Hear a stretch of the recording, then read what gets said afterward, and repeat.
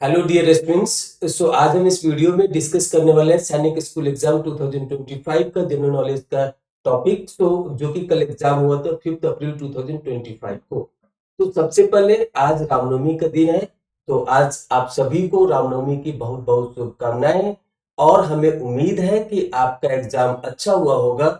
अभी तो result awaited है, तो हमें उम्मीद है कि आपका रिजल्ट भी अच्छा आएगा, एग्जाम अच्छा होगा तो रिजल्ट भी अच्छा आएगा।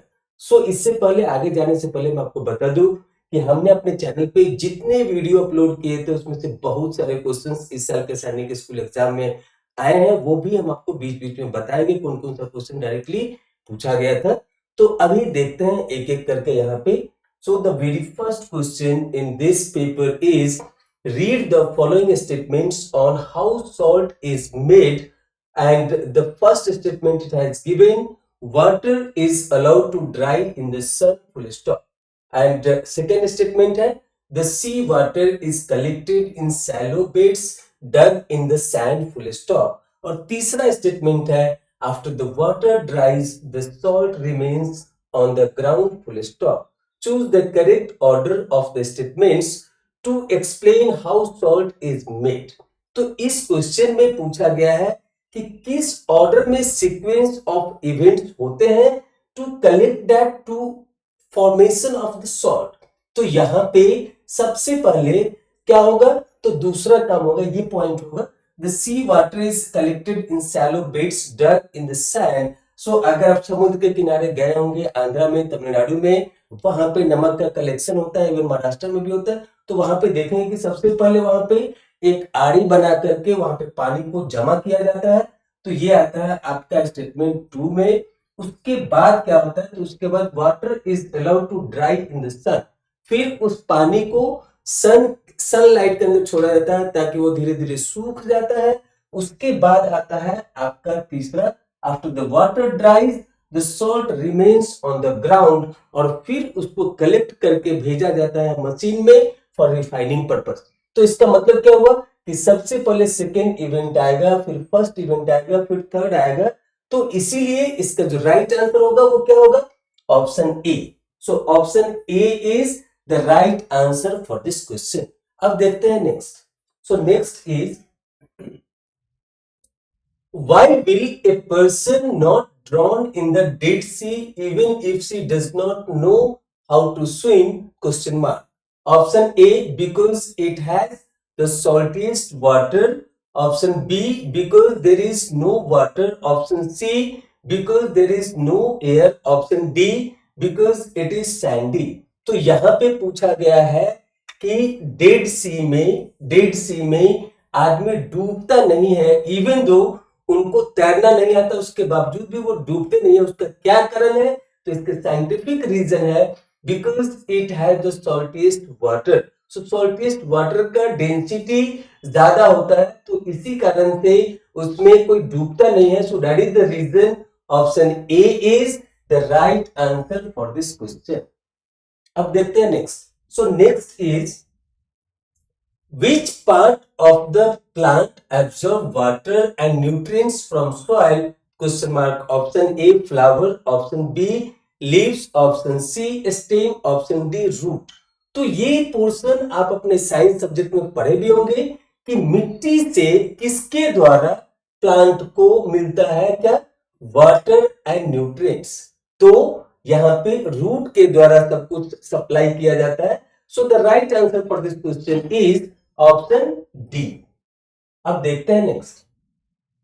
Next is fill in the blanks is a type of drum which is used as Indian musical instrument, full stop. Option A, harmonium. Option B, tanpura. Option C, sitar. Option D, tabla. तो इससे पहले बहुत बार सैनिक school के exam में पूछा जाता था म्यूजिकल इंस्ट्रूमेंट और उसके फेमस जो भी तबला वादक होते थे या सितार वादक होते थे, लेकिन यहाँ पे पूछा है कि कौन सा ऐसा इंस्ट्रूमेंट है जो ड्रम की तरह इंडियन म्यूजिकल इंस्ट्रूमेंट में यूज किया जाता है। The answer will be option D, tabla. Option D is the right answer for this question. अब देखते हैं next. Next is fill in the blanks was the famous Indian poet who wrote the Gitanjali, full stop. Option A, Rabindranath Tagore, option B Bankim Chandra Chattopadhyay, option C Subramania Bharati, option D Sarojini Naidu. तो यहाँ पे ये जो book है the Geetanjali, ये बहुत ही फेमस बुक है और ये लिखा गया किनके द्वारा? रविंद्रनाथ टैगोर के द्वारा। सो option A is the right answer for this question. अब देखते हैं next. So next is Madhubani, a very old form of folk art, is from which state in India? Question mark. Option A Bihar, option B West Bengal, option C Chhattisgarh, option D Jammu and Kashmir. तो सबसे पहले मैं बता दूं कि मधुबनी बिहार का एक district है और यहाँ पे प्रिंटिंग मिस्टेक हुआ है सैनिक स्कूल की तरफ से। यहाँ पे होना चाहिए था मधुबनी पेंटिंग, मधुबनी डिस्ट्रिक्ट का नाम है। तो मधुबनी से क्या फर्क पड़ता है? सो यहाँ पे पूछा कि Madhubani a very old form of folk art. So folk art, तो यहाँ पे उसका नाम दिया हुआ होना चाहिए। So it should be Madhubani painting, a very old form of folk art is from which state in India? So that belongs to Bihar.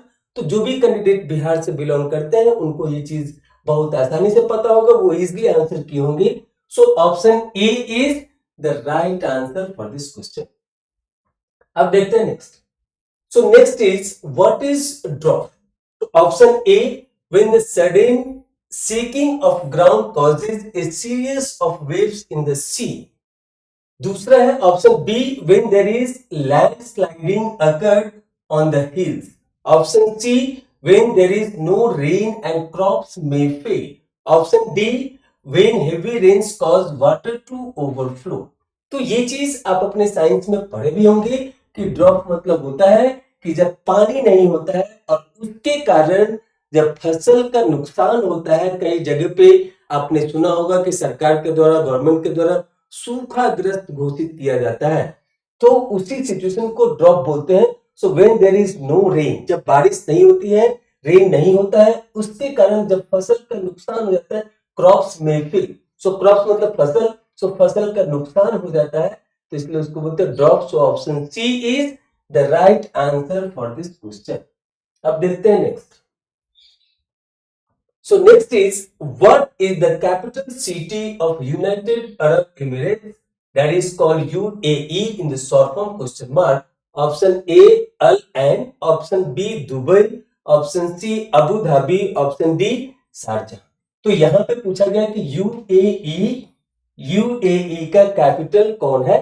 तो यहाँ पे अबू धाबी इसका राइट आंसर होगा। So option C is the right answer for this question. अब देखते हैं next.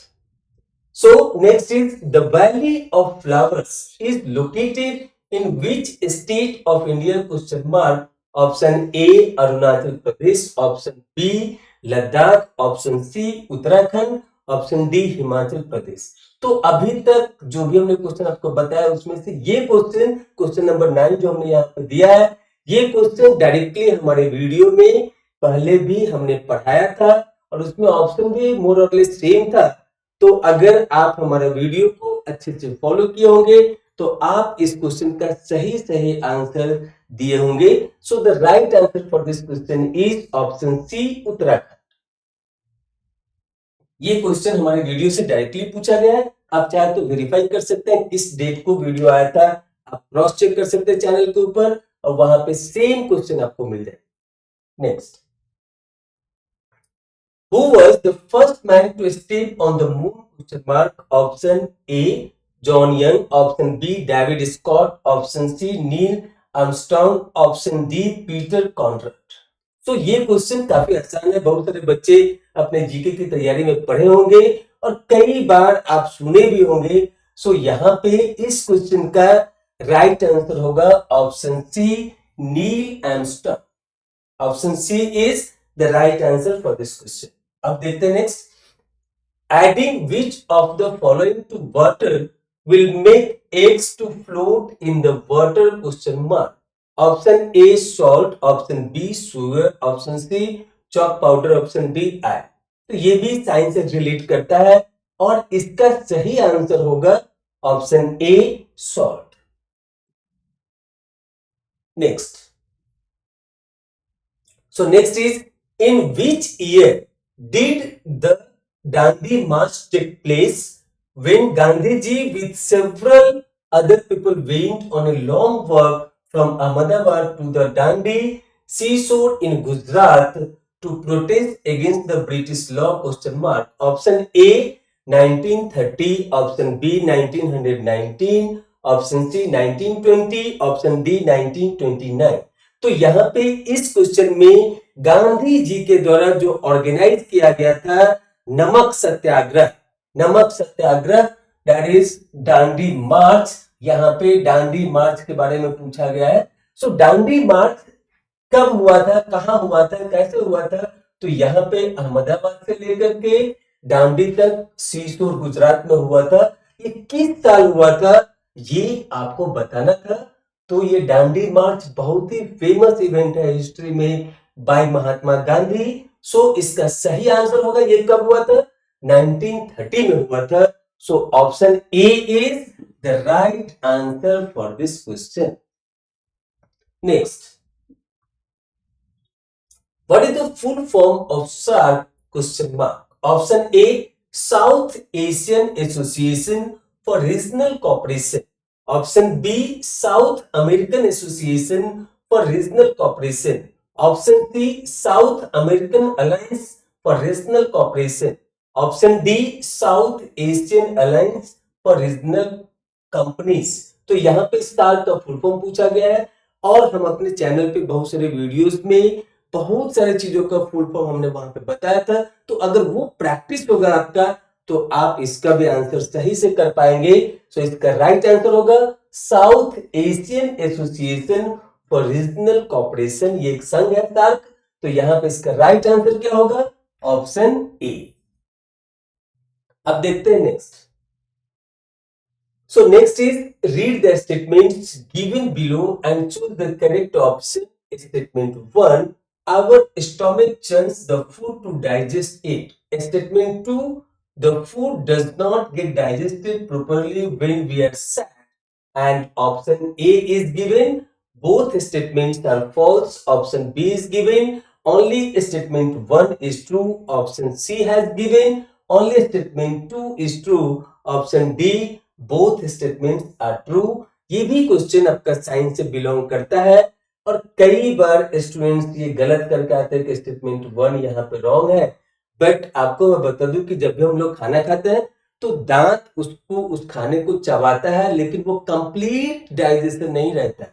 सो जब भी हम खाते हैं तो दांत से चबाने के बाद वो पेट के अंदर जाता है, वहां पे भी बहुत सारे प्रोसेस होते हैं, वहां पे भी हमारे खाना का चर्निंग होता है। फिर उसके चर्निंग का मतलब क्या होता है? मंथन। सो मंथन होकर के उसमें से जो भी यूजफुल चीज होता है वो एक्सट्रैक्ट होता है और हमारे बॉडी को दिया जाता है। वहां पे जो भी मिनरल्स है, विटामिन है, वो एक्सट्रैक्ट होता है और हमारे बॉडी को एनर्जी प्रोवाइड करने के लिए वो सप्लाई किया जाता है।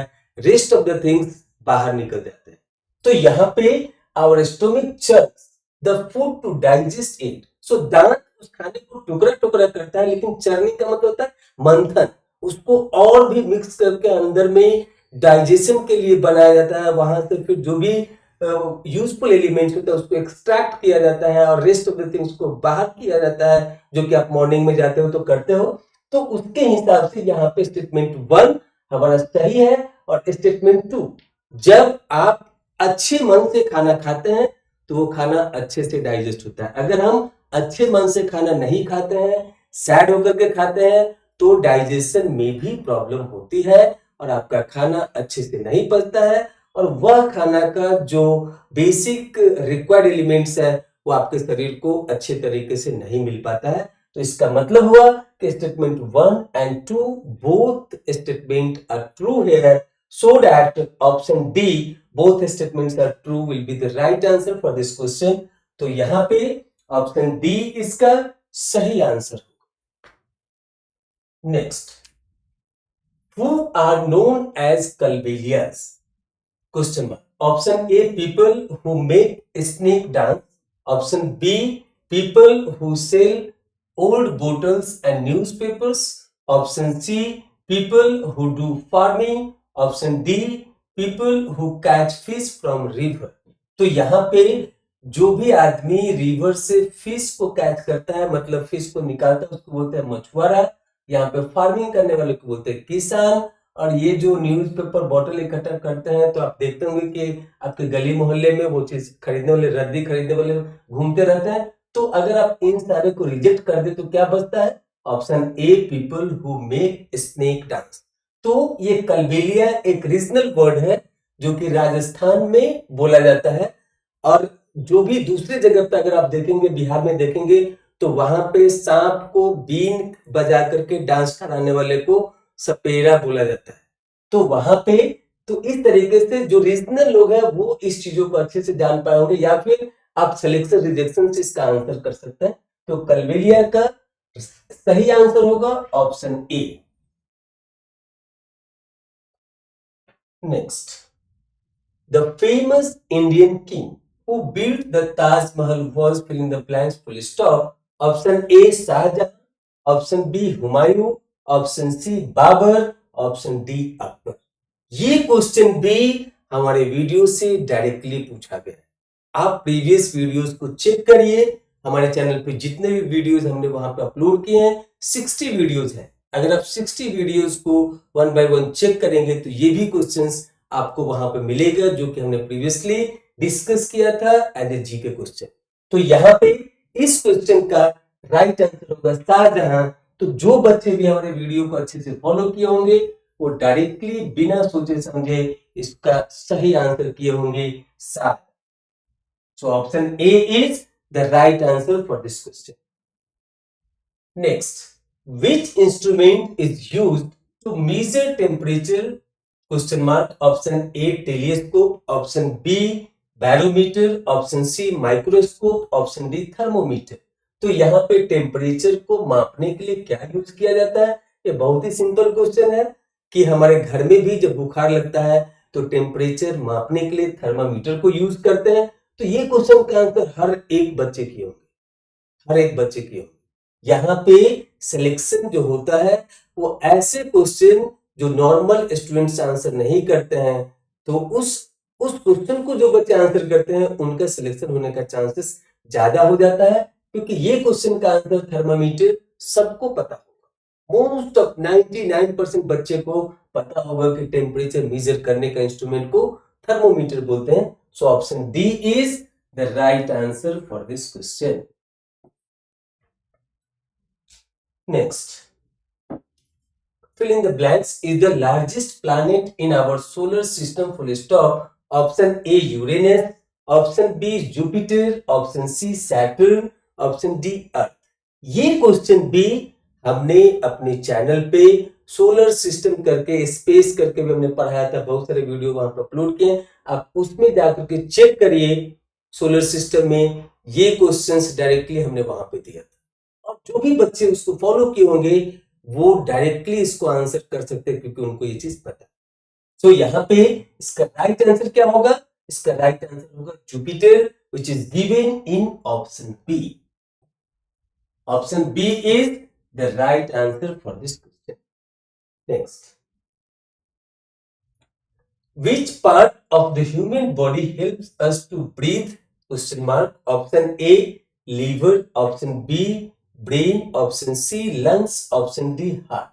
तो यहाँ पे सांस लेने के लिए, ब्रीथिंग करने के लिए कौन सा शरीर का हिस्सा रिस्पॉन्सिबल है, कौन हेल्प करता है? तो बच्चों आप सबको पता भी होगा, ये साइंस में पढ़े भी होंगे, लंग्स ब्रीथ करने में हेल्प करता है। So that is the major body part. So lungs is the right answer for this question. Next, who was the first president of India? Question mark. Option A Dr. Rajendra Prasad, option B Dr. Zakir Hussain, option C Mahatma Gandhi, option D V V Giri. तो ये question भी काफी simple question है GK के form में, और बहुत सारे बच्चों को ये पता होगा। इवन आई कैन से 99% बच्चे इस क्वेश्चन का सही आंसर किए होंगे। तो इस क्वेश्चन का सही आंसर क्या होगा? Doctor Rajendra Prasad, option A.